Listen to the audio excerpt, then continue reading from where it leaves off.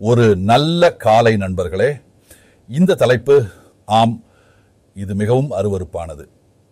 இந்த வார்த்தைகள் மற்றும் அதுடன் தொடர்புடைய கருத்துக்களை படிக்கும்போது பலருக்கும் அஞ்சலிகள் வரலாம். தேர்வு, முன்கணிப்பு. இதனால் நான் தேர்வு செய்யப்பட்டவராக இருக்கிறேனா என்ற கேள்வி வந்து விடுகிறது. பலர், குறிப்பாக சர்ச்சுகளில், வாழ்நாள் முழுவதும் அச்சத்தில் வாழ்கின்றனர். நான் தேர்வு செய்யப்பட்டுள்ளேனா என்ற கேள்வியுடன்.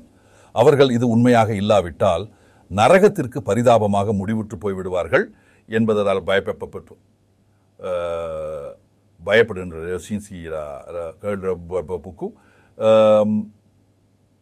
இன்னும் வாழ்நாளின் முடிவில் அவர்களை தொலைத்து விடுகிறார்கள் என்று அவர்கள் நினைக்கிறார்கள். இப்போது நான் அந்த அணுகுமுறையை எடுத்துக்கொண்டு அந்த அணுகுமுறையை பற்றி இதுவரை பல வழிகளில் பரவலாக குருட்டுவாதமாக பேச முடியும். ஆனால் பைபிளில் இது குறித்து என்ன சொல்லுகிறது என்பதை குறித்து நேர்மையான நேரடி முறையை எதற்காக எடுத்துக்கொள்வதில்லை. நான் உடனே தெளிவாக இருக்கலாம். தேர்வு செய்யப்பட்டால் அல்லது தேர்வு செய்வது அல்லது முன்கணிப்பு என்ற கருத்துக்கள் மிகவும் பைபிள் கருத்துக்கள். குறிப்பாக இந்த எவாஞ்சலிச உலகத்தில் முன்கணிப்பு என்றால் உண்மையில் இல்லை என்று கூறுகிறார்கள். அவர்கள் மனிதனுக்கு சுதந்திரம் உள்ளது என்று கூறுகிறார்கள் மற்றும் கடவுள் அந்த சுதந்திரத்துக்கு மனிதனின் விருப்பத்திற்கு ஏற்ப சமரசமாக்குகிறார். இந்த மக்கள் இந்த வார்த்தைகளை மறுக்க வேண்டும் என்றால் அனைத்து பறவைகளையும் அறுக்க வேண்டும். அது சரியானது இல்லை. ஆனால் இது கூறப்பட்டதற்கான பக்கம். தேர்வு மற்றும் முன்கணிப்பு இவை பைபிள் கருத்துகள். முதலில் வார்த்தைகளை கவனமாக பார்ப்போம். தேர்வு அல்லது தேர்வு செய்கிறது. அந்த வார்த்தை தேர்வுக்கு பொருந்த திருப்புங்கிறது. நீங்கள் ஒரு பெரிய குழுவில் உள்ளீர்கள். அங்கே இருந்து தேர்வு செய்ய வேண்டும். நீங்கள் சூப்பர் மார்க்கெட்டில் இருந்தால் நீங்கள் வேறெங்கும் தேர்வு செய்வதில்லை அசலாகவா? அல்லது நீங்கள் ஒரு விண்ணப்பதாரரை தேர்வு செய்கிறீர்கள். விண்ணப்பங்கள் வந்துள்ளன மற்றும் அங்கே மக்கள் தேர்வு செய்யப்பட வேண்டும். ஆம், அப்போது தேர்வு செய்யப்பட்டவர் யார்? இந்த வார்த்தையுடன் நாம் எப்படி நடந்து கொள்கிறோம்? அப்புறம் மற்றொரு வார்த்தையை பற்றி நாம் சிந்திக்கிறோம், முன்கணிக்க வேண்டும். அதாவது முன் ஒரு இடத்தை வழங்குவது அல்லது முன்கணிக்க வேண்டும். வாழ்க்கையில் பல விஷயங்கள் முன்கணிக்கப்பட்டுள்ளன. நீங்கள்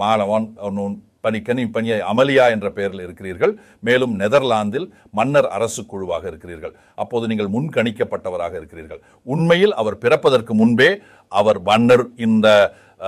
மன்னர் மீது அமர்வதற்கான முன்கணிப்பு இருந்தது. நீங்கள் அதை ரசிக்கிறீர்கள் என்பதுவே விலக்கு அல்ல. அது மறுபடியும் ஒரு வேறு கேள்வி. ஆனால் அந்த முன்கணிப்பு அது உண்மையில மிகவும் நன்கு அடையாளமுடையது. இது அவனோடு அந்த வேறு வார்த்தைய குறிக்கிறது முன்கணிப்பு. முன்கணிப்பு இது உண்மையில ஒரு லத்தீன் வார்த்தை. ஆனால் முன் என்பது முன் என்று பொருள் மற்றும் இடம் என்பது இடம். எனக்கு முன்கணிப்பின் பைபிள் உதாரணங்களை கொடுக்கலாம். பின்னர் நான் தானாகவே மாமன்னர்கள் பக்கம் வருவேன். நாங்கள் எப்பொழுது ஆபிரகாம் பற்றி ஆரம்பிக்கிறோம். எனக்கு உதாரணங்களில் முழுமை இல்லை. நான் சில பிரபலமான பைபிள் உதாரணங்களை கொடுக்கிறேன்.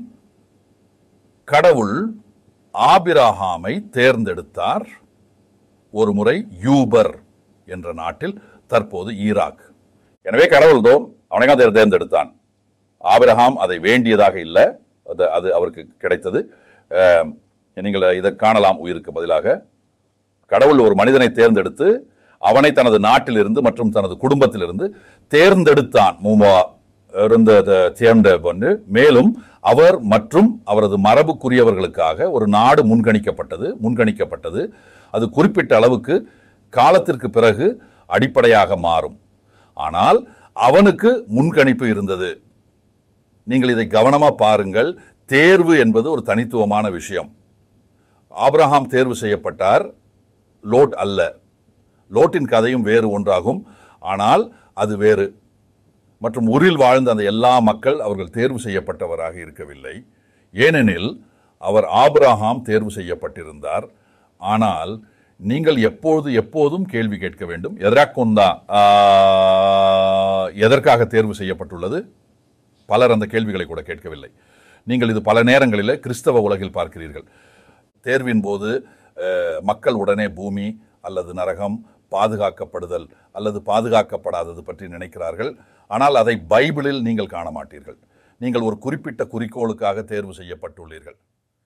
தேர்வு தனித்துவமானது, அது உண்மையாகும். இதற்கான அழகான உதாரணம் ஆபிரகாம் வரலாற்றில் காணப்படுகிறது. ஏனெனில் ஆபிரகாம் தேர்வு செய்யப்பட்டார்.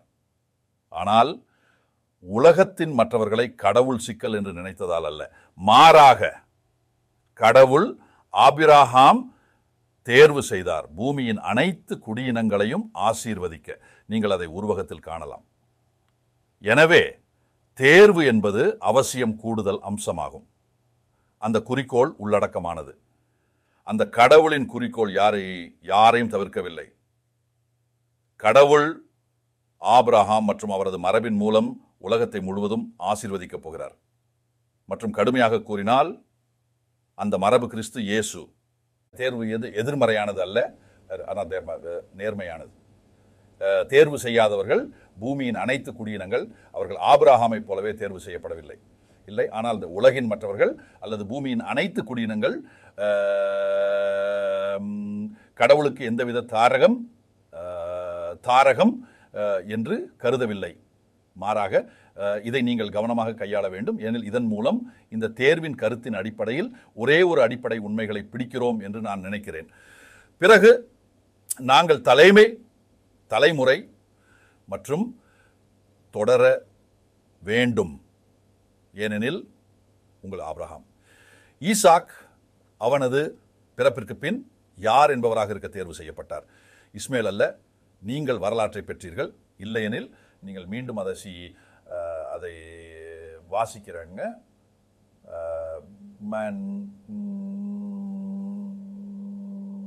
முக்கியமாக ரோமர்கள் 9 என்பது நாம் இப்போது பேசுகிறோம்.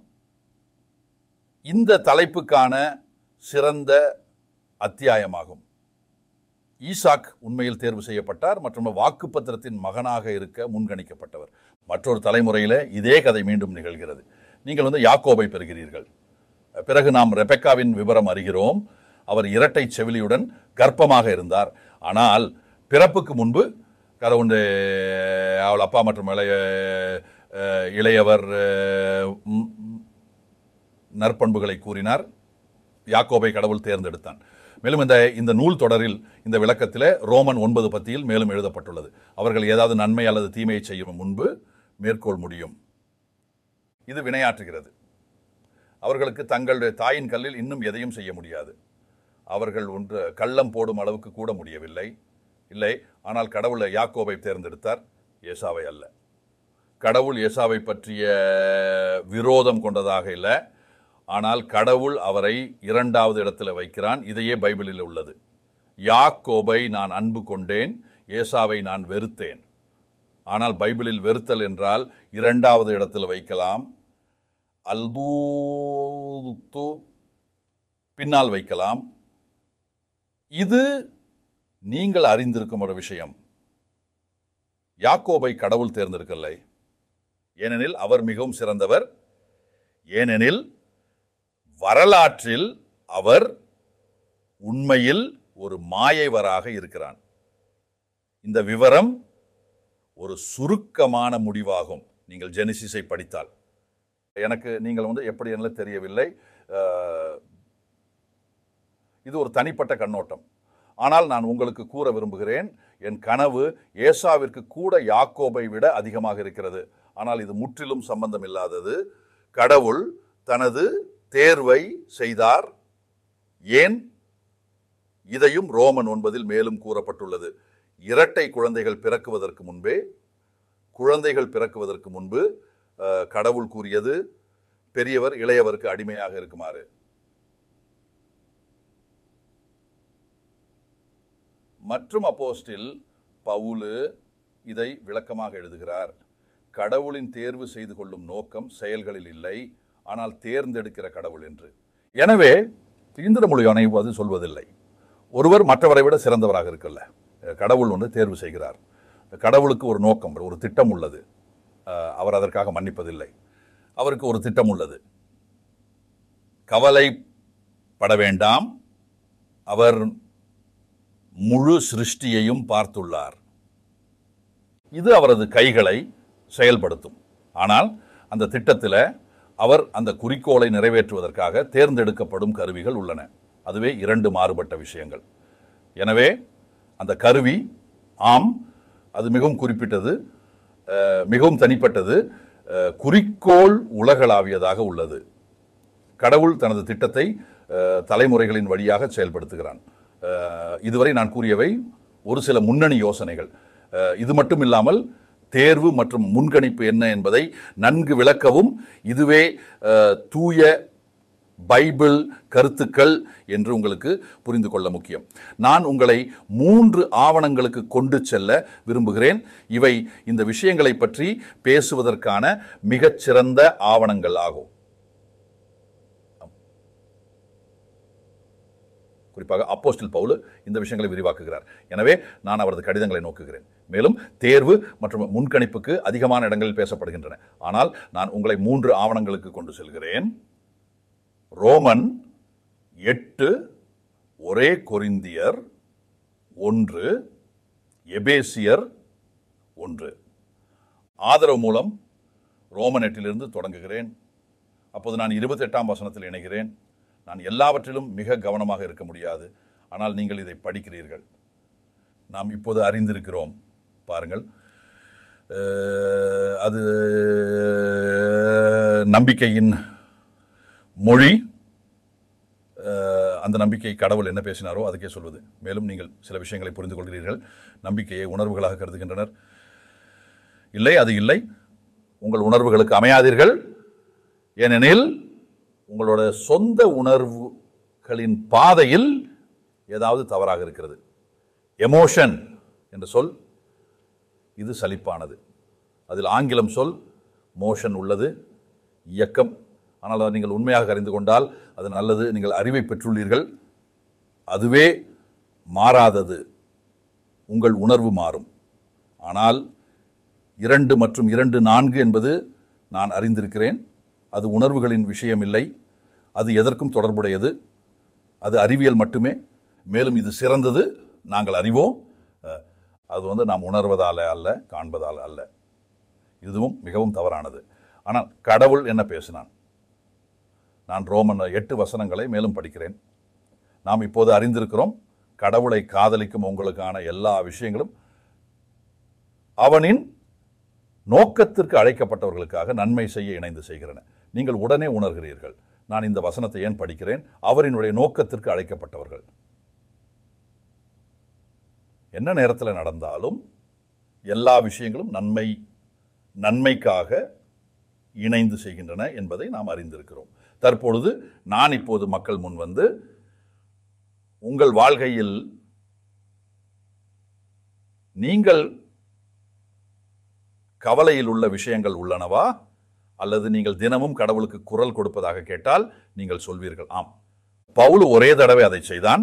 அவர் இதிலிருந்து மிகவும் பாதிக்கப்பட்டான். அதன் குறித்து நீங்கள் வாசிக்கிறீர்கள். அந்த கடவுள் 3 முறை தீவிரமாக வேண்டுகிறான்.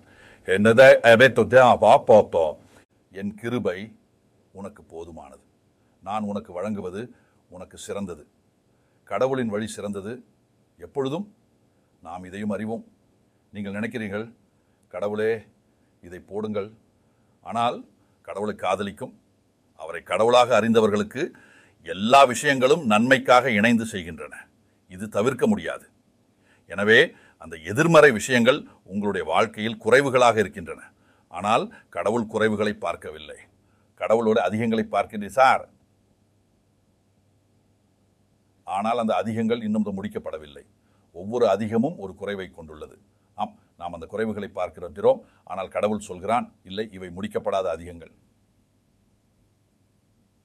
என் வேலை இன்னும்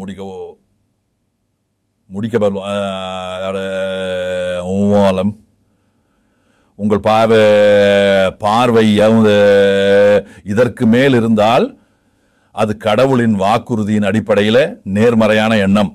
அப்பொழுது நீங்கள் கடவுள் இருக்கிறார் மற்றும் நடைபெறும் எல்லாவற்றுக்கும் அது நிகழ்கிறது. ஏனெனில் அவர் அதை இடத்துல வைத்திருக்கிறார். உண்டி இல்லையெனில் அது நிகழ முடியாது. அவர் கடவுள். அவர் அந்த எல்லா விஷயங்களையும் நன்மைக்காக செய்கின்றார். அவர் தனது நோக்கத்திற்கு அழைக்கப்பட்டவர்களுக்காக. கடவுளுக்கு ஒரு நோக்கம் உள்ளது மற்றும் அந்த நோக்கத்தில் அவர் அழைக்கக்கூடிய மக்கள் உள்ளனர். ஏன் அவர் அவர்களை அழைக்கிறாரு? நல்லது. அவர் ஒரு நோக்கத்தை வைத்திருக்கிறார். அதற்காகவே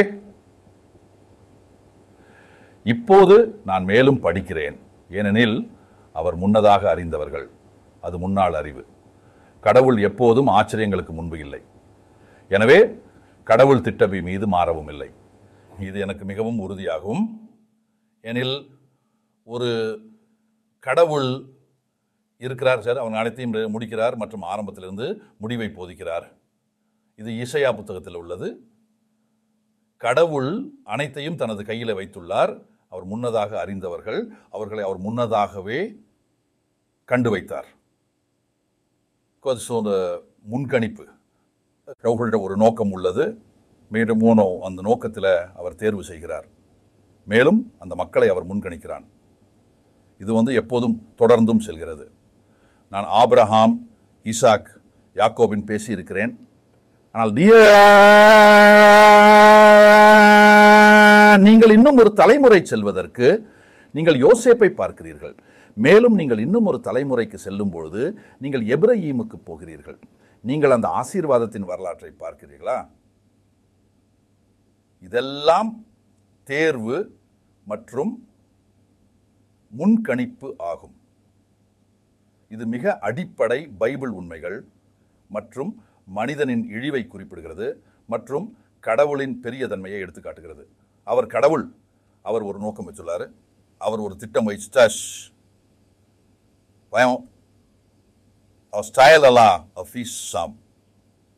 மற்றும் அதில் அவர் மக்களை நிறுத்துகிறார். அவர் மக்களை அழைக்கிறார். அந்த மக்களின் யார்? அவர் தனது நோக்கத்தில் முன்கணித்த மக்களே மற்றும் அதனால் முன்கணிக்கப்பட்டனர். எனவே நீங்கள் பிறக்கும் முன்பு நாம் அதை அடுத்ததாகவும் காணப்போகிறோம். அவர் முன்கணித்தவர்கள், அவர் முன்கணிக்கிறவர்களாகவும் அவர் கூறியதை உறுதியாக கூறுகிறது. நீங்கள் ஒரு குறிப்பிட்ட நோக்கத்திற்காக முன்கணிக்கப்பட்டுள்ளீர்கள். பவுல் 29 எழுதியுள்ளார். அவர் தனது மகனின் உருவத்துக்கு ஒற்றுமை பெறுவதற்கு முன்கணிக்கப்பட்டவர். அதாவது நீங்கள் அவரது மகனின் நிலையை பகிர்ந்து கொள்ள முன்கணிக்கப்பட்டுள்ளீர்கள். இது உண்மையில் பவுலின் கடிதங்களில் ஒரு முக்கிய தலைப்பு. கடவுள் உலகெங்கிலும் உள்ள மனிதர்களின் மத்தியிலிருந்து அந்த பில்லியன் மக்கள் தேர்ந்தெடுக்கிறார். ஏன்? இவர் இந்த மக்களை தேர்ந்தெடுத்து கிறிஸ்துவின் உடலில் பங்கு பெறும் வகையில் ஒரு நிர்ணயம் வைத்துள்ளார். அவர் இயேசு கிறிஸ்து தலை மற்றும் நாம் அந்த எக்லேசியா உடல். நாம் அவரது நிலையை பகிர்ந்து கொள்கிறோம். மேலும் கிறிஸ்து பெற்றதை பகிர்ந்து கொள்கிறோம். அவர்கள் மகனுடன் ஒற்றுமை பெற்றவர்கள் மற்றும் இதற்காகவே நாங்கள் முன்கணிக்கப்பட்டுள்ளோம். இது ஒரு லாட்டரி போல என சொல்லுகிறேன். நம்ம மேலும் படிக்கிறோம். அந்த அவர் முன்கணித்தவரை ஏன்? எந்த நோக்கத்திற்காக? அவருடைய மகனின் உருவத்துக்கான ஒற்றுமை பெறுவதற்கு. ஏனெனில் அவர் பல சகோதரர்களில் முதற்குடியார் ஆக வேண்டும். எண்ணம் இந்த மோண்டி சோண்டுமே சகோதரின் கூட்டத்தை பற்றியது. கிறிஸ்து முதற்குடியார் ஆக இருக்கிறான். ஆனால் அவர் தனது சகோதரர்களுடன் தனது நிலையை பகிர்கிறார். இது தலை மற்றும் உடலின் உபமையில் தெரிவிக்கப்படுகிறது. அவர் கிறிஸ்து உரிமையாளர். ஏனெனில் அது உண்மையில் முதற்குடியார் என்பது என்னவென்று இருக்கிறது. நீங்கள் பாரம்பரியத்தின் இரட்டிப்பு கடிகாரத்தை பெறுகிறீர்கள் மற்றும் மற்றவர்கள் அதில் பங்கு செலுத்துகிறார்கள். இதெல்லாம் ரோமன் 8. நாம் கடவுளின் உரிமையாளர்களும் கிறிஸ்துவின் ஒருங்கிணைந்த உரிமையாளர்களும் ஆகிறோம். இது அற்புதமானது. ரோமன் 8 நீங்கள் கடவுளும் அனைத்து காட்சியிலும் உண்டாக்குபவர் என்பதை மிகவும் வலுப்படுத்துகிறீர்கள். அப்பிறகு உத்தேசமாக முழுமையான நிகழ்ச்சி என்பது இப்போது கஷ்டம் மற்றும் உழைப்பில் ஆகிறது. இது கடவுளே முழுமையான உருவத்தை இப்போது தொலைத்து விட்டார் முடிவுகளுக்குத்தான். முழுமையான நிகழ்ச்சி எண்ணத்தை இப்போது நேர்மறை நிலையத்திலிருந்து மாற்ற முடியாது. எனவே உன் ஆசைகளை யாருக்காக என்றால் அது நம்பிக்கையானதானால் அது அவரது களஞ்சியத்திற்கான நோக்கத்தை முறியடிக்க வேண்டும். அது குறைவானதாக இருக்காது. ஆனால் ஒரு வகையில் இது சாத்தியமாகும். அது அவரது மூலம் மட்டுமே காரணமாக அதை பற்றி உருவாக்கியது. இது எல்லாவற்றுக்கும் பொருத்தமாகும். அது படைப்பின் அடிப்படையாகும். அந்த பாபருக்கு களஞ்சியம் மேலும் குறிப்புக்கு உள்ளது. அதை விடுபடுத்துவது மற்றும் பரிமாறுவது மற்றும் அவை அனைவரும் தானாகவே நம்புகிறார்கள். இதன் அடிப்படையில் இதுவே உள்ளது. உறுதியாகவே ஆப்ரஹாம் மற்றும் அவருடைய விதம் வழியாக உலகத்திற்கு தீர்வு தருமாறு கூறுகின்றன. உதாரணமாக கிறிஸ்து அங்கேவே ஆகிறார். ஏனெனில் கிறிஸ்து ஆபிரகாமின் விதமாக இருக்கிறார் மற்றும் நாங்கள் கிறிஸ்துவில் இருக்கிறோம். இது ஒரே மாதிரியான வடிவமாகும். நீங்கள் அதை எங்கு பார்த்தாலும் திரும்ப பெறலாம். ஆனால் அந்த சம்பவம் மிகவும் நிலைத்துள்ளது. கடவுள் ஆபிரகாம் மற்றும் அவருடைய விதம் மூலம் உலகத்தை ஆசீர்வதிக்கிறார். அதாவது கிறிஸ்து. நாம் கிறிஸ்துவில் இருப்பதால் அவர் உடலாக இருக்கிறோம். அல்லது நீங்கள் விரும்பினால் அவர் முதற்குடியார் மற்றும் நாம் அவரது சகோதரர்கள். நாம் அந்த பிள்ளைகள் கடவுளாக இருக்கிறோம். அது மொத்தமாக நேர்மறை உள்ளது. மேலும் நான் ரோமன் 8:30 இன்னும் வருகிறேன். தேர்ந்தெடுக்கப்பட்டவர்கள் என்பதை அவர் முன்கணித்தவர்கள். இவர்கள் அவர் அழைக்கிறார்கள். நான் அப்பொழுது கொஞ்சம் மொழியியல் குறிப்பு சொல்ல வேண்டும், ஏனெனில் இது கொஞ்சம் சிக்கலானது. பெரும்பாலான மொழிபெயர்ப்புகளில் இது நிறைவேற்றப்பட்ட காலமாக உள்ளது. அவர் முன்கணித்தவர்கள், அவர் அழைத்தவர்களாக இருக்கிறார்கள். அவர் என்ற சொல் மீது வலியுறுத்தப்படுகிறது. ஆனால் இது அங்கு ஒரு கிரேக்க செயல் கால வடிவமாக உள்ளது. இது ஒரு ஆலிஸ். அதன் பொருள் ஒரு வரலாறு இல்லாமல் உண்மையில் ஒரு காலம் தெரியாத நிபந்தனை. நாங்கள் இந்த சொற்களை நமது நீர் தமிழ் மொழியில் அத்தனை பலமாக காணவில்லை. ஆனால் இது ஒரு உண்மையே. ஆலிஸின் கருத்து இது புதிய ஏற்பாட்டில் மிகவும் அடிக்கடி வருகிறது. இது ஒரு உண்மையானது, எப்போது வேண்டுமானாலும் ஆக வேண்டும். இக்காரணமாக இது கடவுள் முன்னர் நிர்ணயிக்கிறார் என்பதற்காக. மேலும் அவர் முன்னர் நிர்ணயித்தவர் அவரையும் அழைக்கிறார். அதில் அவர் செய்தது என்பது முக்கியமல்ல. ஆனால் அவர் முன்னர் நிர்ணயித்துள்ளார். மேலும் அவர் முன்னர் நிர்ணயித்தவர்கள் அவரையும் அழைக்கிறார். அதாவது முதலில் முன்னர் நிர்ணயிக்கப்பட்டவர்கள், அவர் முன்னர் நிர்ணயித்தவர்கள் அவர்களை அழைக்கிறார். ஆகையால் நீங்கள் எவ்வாறு அழைக்கப்படுகிறீர்கள்? ஏனெனில் நீங்கள் முன்னர் அறியப்பட்டு, ஆகையால் முன்னர் நிர்ணயிக்கப்பட்டீர்கள். அதுக்காகவே நான் உங்களுக்கு காண்பிக்கக்கூடிய பரிசு பிரசன்டேஷன் டியாவில் நான் ஒரு பொன் சங்கிலியை குறிப்பிட்டுள்ளேன். ஏன் பொன் சங்கிலி? அது 8 பொன் இணைப்புகளும் ஆகும். ஏன் பொன்? நன்கு இந்த வசனங்களில் கடவுள் செயற்படுகிறவர் என்பதால். அவர் மட்டுமே. இங்கு மனிதன் உண்மையாகவே எவ்வளவு வகையில் கடவுள் செயல்படுகிறான். கடவுள் முன்கணிக்கிறார், ஒரு நோக்கம் வைத்துள்ளார், முன்னர் அறிந்துள்ளார், முன்னர் நிர்ணயிக்கிறார் மற்றும் அழைக்கிறார். மனிதனுக்கு அதில் எதுவும் செய்ய முடியாது. இது அற்புதமாகும். ஆகவே இது ஒரு பொன் சங்கிலி. இது அழிக்க முடியாது. இது பொன் இணைப்புகள். ஆனால் இது தேவார இணைப்புகளும் ஆகும். இது அழிக்க முடியாதது, இது கைவிட முடியாதது. கடவுளை போற்றுங்கள். நான் இன்னும் ரோமன் 8 வாசிக்கிறேன். அவர் முன்கணித்தவர், அவனை அழைக்கிறார். மேலும் அவர் அழைத்தவரை அவர் நீதிகரமானவனாக்குகிறான். எனவே இங்கு நீங்கள் சங்கிலியை காணலாம். அவர் முன்கணிக்கிறார், அவர் முன்கணிக்கிறார், பின்னர் அவர் முன்கணிக்கிறார், அவருக்கு அழைக்கிறார் மற்றும் அவர் அழைத்தவரை நீதிகரமானவனாக்குகிறார். மனிதனின் பங்களிப்பு என்ன? 0. எதுவும் இல்லை. அவர்தான் இதை செய்கிறார். இங்கு எல்லாம் கடவுளின் வேலை மற்றும் அவர் நீதிகரமானவராக இருக்கும்போது அவர் மகிமை அடைகிறான். அந்த கடைசி துண்டில் நீங்கள் ஒரு ஆலிஸ் செயல்பாட்டை நீங்கள் மிகவும் வலுவாக காணலாம். ஏனெனில் ஒரு சாதாரண மொழிபெயர்ப்பில் அவர் மகிமை அடைந்தவர் என்று கூறப்படுகிறது. ஆனால் அது சரியாகாது. இந்த கருத்து நாங்கள் மகிமை அடைகிறோம் என்பதாகும். இப்போது நாம் அவருடன் கஷ்டங்களை அனுபவிக்கிறோம், பின்னர் அவருடன் மகிமை அடையப்படுவோம். இது கடந்த காலத்தில் நடந்ததாக அல்ல. இல்லை, இது இன்னும் நடக்க வேண்டும். இது முன்கணிக்கப்படுகிறவர்களை பற்றி ஆகும். அவர் முன்னர் அறிந்தவர்களை முன்கணிக்கிறார், அவர் முன்னர் அழைக்கிறார், அவர் முன்னர் நீதிகரமானவன். Abuse das var folkets மற்றும் கேராவைப்பாமா கடவுள் மகிமை அடைகிறார். அவர் எல்லாவற்றையும் செய்கிறார். உண்மையில் முன்னர் அறியப்பட்டதை பற்றிய அலுவல்கள், காலகட்டங்கள், காலங்களை ஆரம்பிக்கும் முன்பே கடவுளால் சிந்திக்கப்பட்டிருந்தது. பின்னர் காலத்தில் அவர் அழைக்கிறவர், அவர் நீதிகரமானவர் மற்றும் எதிர்காலத்தில் நாம் மகிமை அடைய வேண்டும். அவர் ஆரம்பம் முதல் இறுதி வரை ஒரு நோக்கம் வைத்துள்ளார். அவர் நம்மை மகிமை அடைய செய்வார் மற்றும் முழு படைப்பு அதில் பங்கேற்கும். அவர் எல்லாவற்றையும் செய்கிறார். ஆமா, உனது அற்புதமாக இருக்குது. நீங்க இரவு நோய்பாய்ச்சல் அப்போமே பயல் இருந்தாத இந்த விஷயங்களை, அவற்றின் தேர்வு, முன்மொழிவு ஆகியவற்றை பற்றிய பார்வையை பெறும் பொழுது உங்கள் மெய்யான மகத்துக்கு படிப்பட்டுள்ள கடவுளுக்கு அற்புதமான பாராட்டுக்கள் பாவைகள் கிடைக்கின்றன. அவர் ஒரு நோக்கம் வைத்துள்ளாரு, ஒரு திட்டம். அது ஒரு எல்லா விஷயங்களுக்கும் உள்ள திட்டம். ஆனால் அதுல மிகவும் தனிப்பட்ட கருவிகள் தேர்வு செய்யப்பட்டுள்ளன. வாவ், இது ஒரு நன்மை, இது ஒரு பணி என்பதும் உண்மை. நீங்கள் யூதர்கள் தேர்வை பற்றி எப்படி எண்ணுகிறார்கள் என்பதை நீங்கள் அறிவீர்கள். நான் எவ்வளவோ முறை யூதர்களை பற்றிய ஒரு உண்மையை படித்துள்ளேன். அவர்கள் தங்கள் வகுப்பின் மக்களாக இருப்பதற்கான உண்மையை நன்கு உணர்ந்து கொண்டுள்ளனர். அவர்கள் கடந்த 1000 ஆண்டுகளில் நடந்த அனைத்திற்கும் உங்களால் வேறு ஒரு இனத்தை தேர்வு செய்ய முடியாதா என்று சிந்திக்கிறார்கள். அது வெறும் நன்மை அல்ல. கடவுள் தேர்வு செய்கிறார், ஆனால் அதில் துன்பம் அடைகிறார்கள். நீங்கள் என்னையா புரிந்து கொண்டால், நீங்கள் தேர்வு செய்யப்பட்டால், நீங்கள் இப்போது அழைக்கப்படுகிறீர்கள்.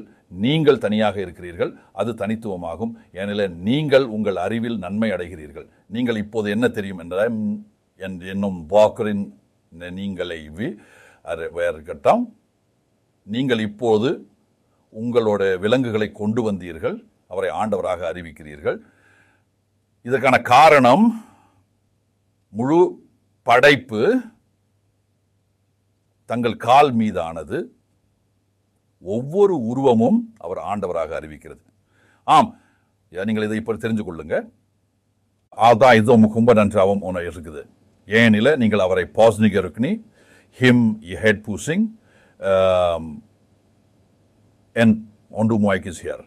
அதாவது நீங்கள் அவரை அறிவுபடுத்துகிறீர்கள் மற்றும் நீங்கள் அறிவுபடுத்துகிறீர்கள் மற்றும் உங்கள் சுற்றிலும் மாறுபடவில்லை. நீங்கள் ஒரு சித்திரமாக்கும் போது நீங்கள் ஒரு ஒருங்கிணைப்பு ஆகிறீர்கள். அதில் ஒரு எண்படையான நிதியம் உள்ளது. அந்நியத்துடன் உள்ள தொடர்பு வேறு ஒன்று தவிர இதற்கு நிரந்தரம் உள்ளது. ரோமன்ஸ் 8 இவ்வாறு தெளிவாக காண்கிறது. முதலில் நான் உங்களை ஒரு கொரிந்தோ 1 என்ற பாசல் 7 வாங்க விரும்புகிறேன். அங்கே பவுல்ஸ் சொல்கிறாரு, நாங்கள் கடவுளின் புத்திசாலித்தனத்தை பேசுகிறோம் மற்றும் அவர் இன்று கடவுள் செய்யும் வேலைக்கு பற்றியது. அவர் இந்த பகுதியில் யூதர்களுக்கு செய்தி ஒரு நாசர்த்தமானது, ஒரு சித்திரம். கிரேக்கர்களுக்கு அது ஒரு சித்திரமாகும். ஆனால் யாருக்கு அழைக்கப்படுகிறார்கள்?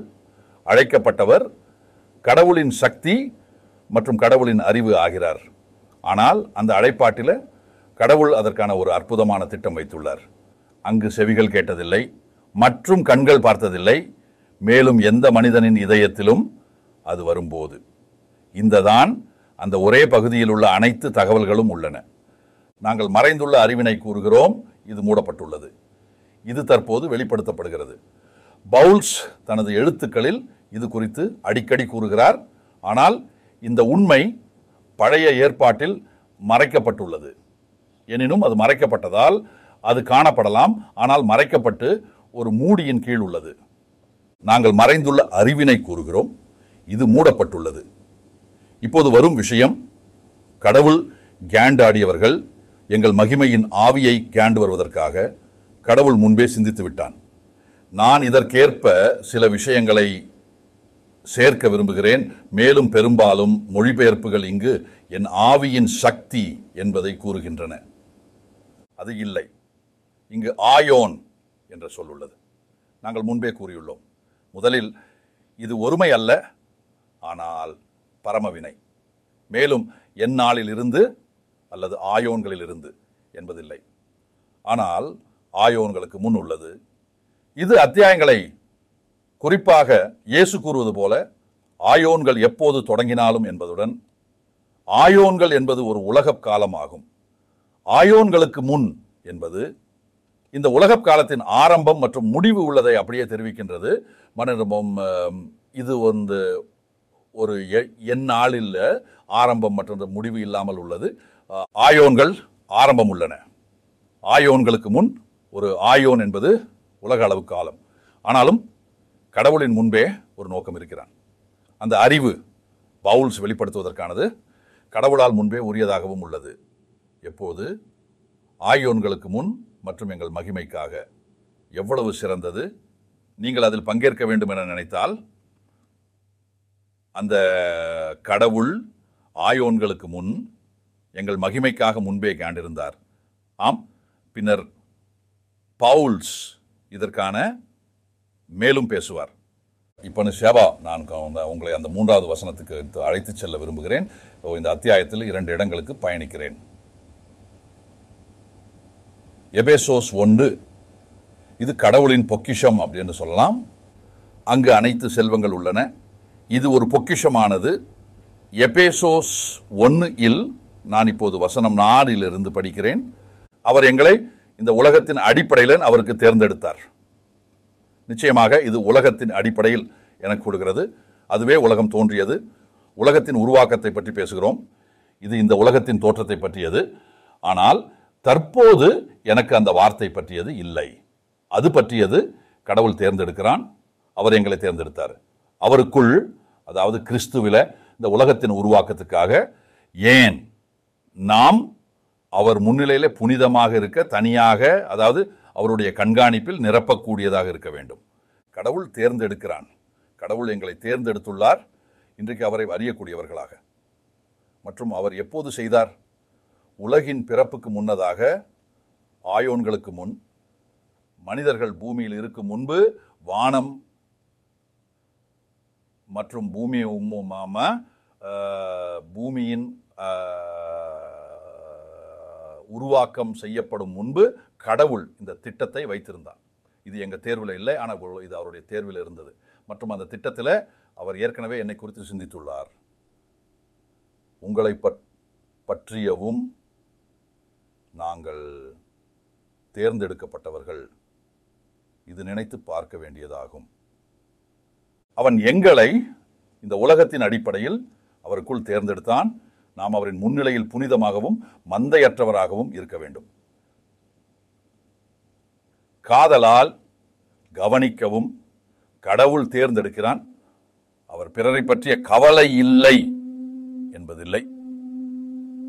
ஆனால் இது காதலில் உள்ளது. அந்த தேர்வு மற்றவர்களை ஆசீர்வதிக்க உண்டு. இந்த உரையை நீங்கள் காட்டுகிறேன். எங்களை முன்பே மகனாக இருக்க வேண்டும் என திட்டமிட்டார்.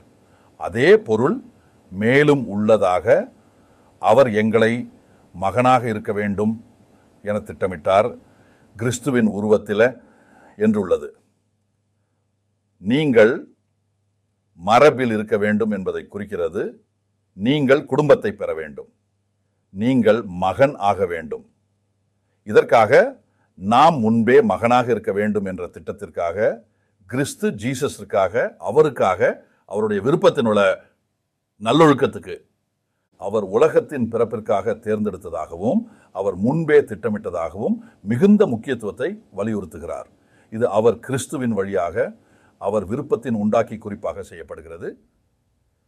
இது கடவுள் இப்படி விரும்புகிறான் என்பதை குறிக்கிறது. அவரது விருப்பம் என்பது பழைய வார்த்தையாக இருக்கலாம், ஆனால் அதுவே கடவுளுக்கு இப்படி செய்வதில் மகிழ்ச்சி இருக்கிறது.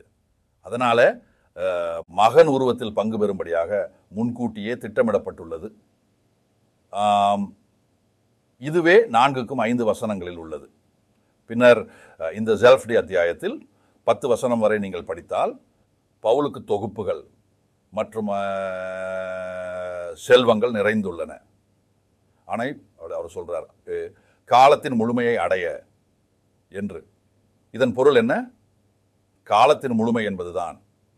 அதாவது அன்றைய காலங்களில் உள்ள அனைத்தும் ஒரு குறிப்பிட்ட பொழுதில் முழுமை அடையுமா என்பதை குறிக்கிறது. அது என கூறும் போதிலும் அது அனைத்தும் நிறைவேறியுள்ளது. இறுதி காலம் அதற்கேற்ப அதே எழுத்தில் பின்னர் குறிப்பிடப்படுகிறது. 3வது அத்தியாயத்தில் அது அயோனின் அயோன் ஆகும். இதுவே மொழிபெயர்க்கப்பட்டது. அயோன்களுடன் தொடர்பான அனைத்தும் மொழிபெயர்த்து போகிறது. காலத்தின் முழுமை என்பதை குறித்து எழுதப்படுகிறது. அதுவே அயோனின் அயோன். கடவுள் அயோன்களின் திட்டமிடலில் இருக்கிறார் மற்றும் ஒரு குறிப்பிட்ட பொழுதில் அந்த திட்டம் நிறைவேறும். மற்றும் அந்த காலத்தின் முழுமையில் அந்த இறுதி, அந்த பெரிய அற்புதமான காலம், அந்த அற்புதமான காலத்திற்கான ஆவணங்கள் ஆகவும் வருகின்றது. பின்னர் காலங்கள் நிறைவுறும் மற்றும் இறுதியாக மரணம் அழிக்கப்படும். அந்த இறுதி துன்பம் மரணம். பின்னர் இறந்தவர்கள் உயிர்ப்பிக்கப்படும். பின்னர் அவர் கூறுகிறார், பிள்ளைகள் எல்லாவற்றும் அவரது பாதம் கீழ் இருக்கின்றன. மற்றும் பின்னர் அவர் ஆண்டவருக்காக மற்றும் தந்தைக்காக அரசீகம் திருப்பி அளிக்கிறார். அதாவது கடவுள் இடவோடு எல்லாவற்றும் உள்ளதாக இருக்கிறது. இது காலத்தின் முழுமை. இது உண்மையில் இன்னும் தொலைவில் உள்ள எதிர்காலம். ஆனால் அது முன்கூட்டியே நிலை பெற்றுள்ளது. கடவுள் ஒரு திட்டமிடல் வைத்துள்ளார் மற்றும் அவர் ஆரம்பத்தில் முடிவுகளை அறிவிக்கிறார்.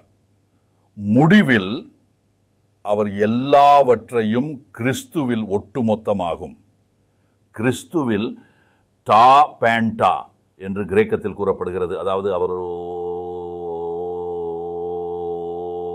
அவர் அனைத்தும் ஒத்திக்கொள்ளப்பட்ட கடவுள். கொலோசேயர் ஒரு பரிசுத்தத்தில் அனைத்து படைப்புகள் மகனை நோக்கி பயணிக்கின்றன. கடவுள் அனைத்தையும் கிறிஸ்துவில் ஒட்டுமொத்தமாகும். ஓகே, அவர் காலத்தின் முழுமையில் எதுவும் ஒன்று மற்றும் யாரும் விளக்காமல் கிறிஸ்துவில் ஒட்டுமொத்தமாகும். கடவுள் பெரிய பார்வையுடன் சிந்திக்கிறார். அவர் யூனிவர்சலாக சிந்திக்கிறார், முழுமையாக பார்க்கிறார். இதற்காக தெளிவானதாக இருக்கிறது. வானத்தில் அல்லது பூமியில் இருக்கிறதா என்பதை வலியுறுத்துகிறது. குறித்தால் எல்லாவற்றும் மேலும். இது போதுமா? இதோ இன்னொரு விஷயம். கிறிஸ்துவில் எங்கள் மரபுகளை பெற்றுக்கொண்டோம். உங்கள் மொழிபெயர்ப்பில் அவர் எங்களுக்கு காப்புறுதி அளித்தார் என்று இருக்கக்கூடும். இந்த மொழிபெயர்ப்புக்கு எனக்கு எதுவும் எதிர்ப்பில்லை. ஆனால் இங்கு உள்ள சொல் என்னுடைய கையெழுத்து பங்கு உட்பட உள்ளது. இஸ்ரேல் நாட்டின் தரம் எப்படி பரிசுத்தமாகும் என்பதை நீங்கள் வாசிக்கிறீர்கள். இது இஸ்ரேல் குழுக்களுக்கும் அனைத்து குடும்பங்களுக்கு தகுதிப்படுத்தப்பட்டது. இது எல்லா குழுக்களுக்கும் வழங்கப்பட்டது. இந்த அனுசரணை எப்போது நடந்தது? அதில் மனிதனுக்கு எந்த ஒரு செல்வாக்கும் இல்லை. இதுவே எங்களுடைய லாட்டரியின் எண்ணம். நீங்கள் ஒரு இலாட்டரியை உதிர்த்து பின்னர் காத்திருக்கிறீர்கள். நீங்கள் அதில் எந்த ஒரு செல்வாக்கும் இல்லை. நீங்கள் அதில் செல்வாக்கு வைத்தால் அது ஒரு முறைகேடு என்றால் அங்கு சொன்னால் முறைகேடு நடைபெற்றுள்ளது. ஒரு இலாட்டரியின் எண்ணம் இது. ஏனில மனிதர்களுக்கு எந்த ஒரு செல்வாக்கும் இல்லை. ஆனால் வாக்குத்தத்தத்தில் எழுதப்பட்டுள்ளது, இலாட்டம் உள்ளிடப்படுகிறது, அதன் முடிவுகள் எல்லாம் கடவுளிடம்தான் என்று. ஏனெனில் நம்ம சொல்லும் போதெல்லாம் நீங்கள் ஒரு அணி போட்டால் இது 1, 2, 3, 4, 5 அல்லது 6, ஒரு வாய்ப்பு 1 மற்றும் 6 அதுவே. பின்னர் நீங்கள் 3 முறை 3 போட்டால் நீங்கள் சொல்கிறீர்கள் இது சந்தேகமில்லை, இது உங்களுக்கு கெட்டதாகும், நாம் தோல்வி அடைந்தோம், மேலும் நாம் நினைத்தால் அது முழுமையானதாக இருக்கும். ஆம், மனிதர்களுக்கு அது சந்தேகமாக உள்ளது. ஆனால் கடவுளுக்கு சந்தேகம் இல்லை. கடவுளிடம் சந்தேகம் இல்லை. அவன் அனைத்தையும் ஏற்படுத்துகிறான். அவனுக்கு புகுந்த விஷயங்கள் இல்லை. அவன் எல்லா அறிவார்ந்தவன், சக்தி வாய்ந்தவன். நாம் இங்கே அதுவே பேசுகிறோம். இப்பொழுது இந்த அகராதியை குறிப்பிடுவதற்கான வாய்ப்பு இது. நாங்கள் ஒரு அழகு பெற்று வருகிறோம். இப்போது நீங்கள் உள்ளவர்கள் கேள்வி கேட்க வேண்டும். ஏன் கடவுள் என்னை தேர்ந்தெடுத்தார்? என்னால் மிகச்சிறந்தவனாகவோ அல்லது நான் அழகாகவோ என்னால் நுண்ணறிவாகவோ இந்த அனைத்து விருப்பங்களும் அவற்றை எண்ணியாலே அதே வெறுக்கத்தக்க மற்றும் மனதுக்கு வண்டுபடும். எங்களைப் போல மண்ணில் உருவாக்குபவரின் கையில் அவர் எங்களை உருவாக்குகிறார். நான் யாராக இருக்கிறேன் என்பதை பார்க்கவில்லை. அவன் என்னை பார்க்கவில்லை. நான் என்னவென்றால் நான் என்னை போல் இருக்கிறேன். உன்னே நான் என்னும் எல்லாம் கடவுளால் இருக்கிறேன். நான் என்னை வாங்கிய அனைத்தும் என் ஆண்டவரால் வந்தது.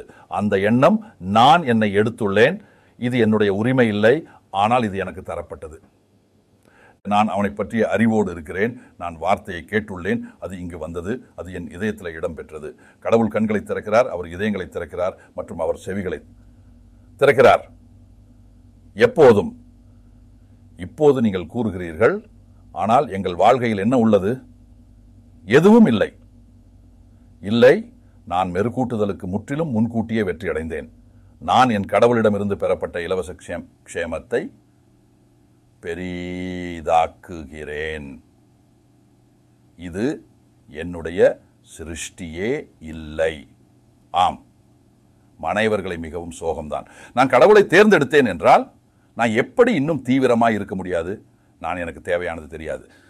நாம் சொல்ல போகிறோம், மனிதனுக்கு போதுமானதில்லை, அது எல்லாம் அவனுடையது.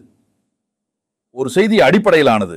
அங்கு மனிதர் ஒரு பங்கையே எடுத்தால் அது நல்ல செய்தியாகாது. அப்பொழுது அது ஒரு செயல் செய்தி மட்டுமே.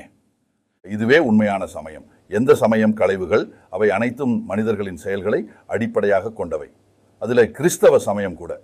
இது மிகவும் கருப்பு வெள்ளை, நான் அறிந்திருப்பேன், ஆனால் அதுவே வாக்குத்தத்தமும் ஆகும். நான் இன்னும் வாசிக்கிறேன். அவனில் எங்களுடைய அதிர்ஷ்டம் நாம் பெறுகிறோம். நான் அவனில் இருக்கிறேன், எனவே அவன் எந்த பரிசனையும் பெறுகிறான் என்று உறுதியாக இருக்கிறேன்.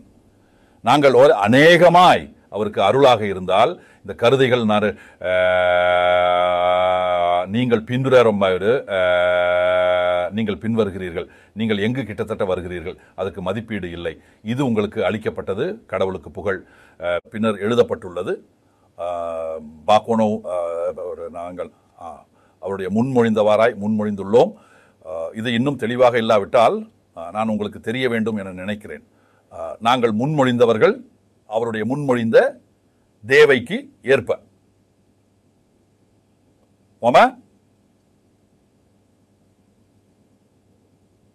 ஒரு கடவுள் ஒரு திட்டம் வைத்துள்ளாரு, இது எல்லாவற்றிலும் இயங்குகிறது. அவரது தேவையின் முடிவு மற்றும் திட்டத்திற்கு ஏற்ப கடவுள் ஒரு திட்டம் வைத்துள்ளார், மற்றும் அது வெளியில் இருக்க முடியாது. பரோவின் கதை, கடவுளுக்கு எதிராக சொல்லும் பரோவின் கதை வாசிக்கவும். கடவுள் கூறியது, என் எண்ணம் என் மக்கள் போக வேண்டும் என்று.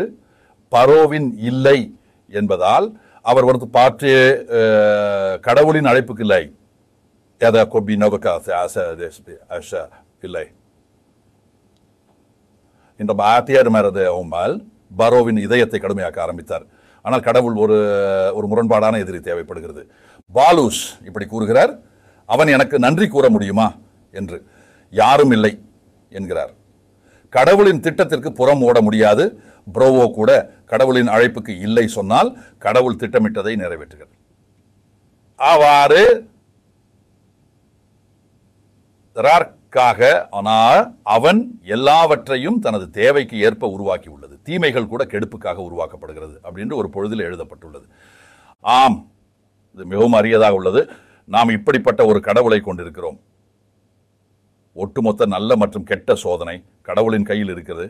அவர் தனது தேவையின் திட்டத்துக்கு ஏற்ப செய்கிறார். நான் அதை முடிக்கிறேன்.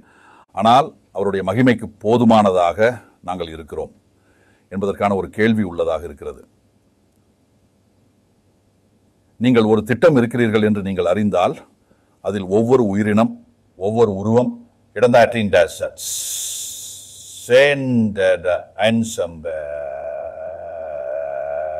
இப்போது நீங்கள் அவரை அறிந்தால் இது எல்லாவற்றுக்கும் மேலாக ஒரு அதிசயமாகும். நீங்கள் முன்னர் தெரிந்தது, முன்மொழிந்தது. அவர் உங்களை அழைத்தார், அவர் உங்களை நீதி மன்னிக்க செய்தார், அவர் உங்களை பெருமைப்படுத்தும். இது எல்லாவற்றுக்கும் ஒரு சேனல் ஆகும், அனைத்திற்கும் ஆசீர்வாதமாகும். இதுவே கடவுளின் திட்டம். அனைத்தும் அவருடைய மகிமைக்காகவே. அதனால் மானமெல்லாம் அவருக்கு மற்றும் அவர் மட்டும். ஆமென்.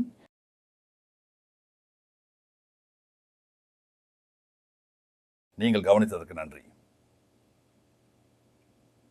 இது நெதர்லாந்து நிறுவனமான சிறந்த செய்தி இன் ஒரு ஆய்வு.